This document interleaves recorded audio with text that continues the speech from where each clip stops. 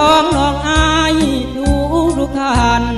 ที่พากันมาช่วยในงานขอให้ทุกท่านถือว่ากันเองยกมือขึ้นกราบในนามเจ้าภาพพับแขกบอกเก่งขอเอาเสียงห้องเป็นเพลงบรรเลงแทนคำขอบใจในนามเจ้าภาพผู้ข้าขอกราบพวกท่านทุกคนถือว่ามีพระคุณอย่างล้นที่ท่านทุกคนมาร่วมมากมายเชิญทุกท่านที่มาในงานนั่งตามสบายดื่มน้ำเย็นเพื่อให้ผ่อนคลายคอยท่าน้องอายมาเสิร์ฟอาหารมีแนวใดบ่ถึกใจเจ้าภาพขอโทษอย่าได้เก็บไปคิดไปโกรธให้ยกโทษแก่ลูกแก่หลาน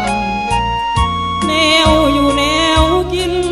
บ่ถึกลิ้นยำทานนับทานบ่เพียงพอกับความต้องการพวกลูกหลานต้องขออภัยเรื่องอับเรื่องเบิ่งบ่ทั่วบ่ถึงญาติพี่น้องหลายสิ่งหลายแนวขาดตกบกพร่องให้พี่น้องจงได้เห็นใจขออวยพรมาให้ท่านทั่วหน้ามีสุขสบาย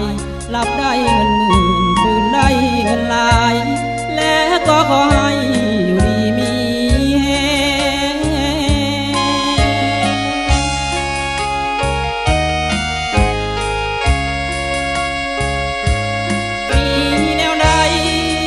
บ่ถึกใจเจ้าภาพขอโทษอย่าได้เก็บไปคิดไปโกรธให้ยกโทษแก่ลูกแก่หลานแนวอยู่แนวกินบ่ถึกลิ้นยำทานนับทานบ่เพียงพอกับความต้องการพวกลูกหลานต้องขออภัยเรื่องอับเรื่องเบิ่งบ่ทั่วบ่ถึงญาติพี่น้อง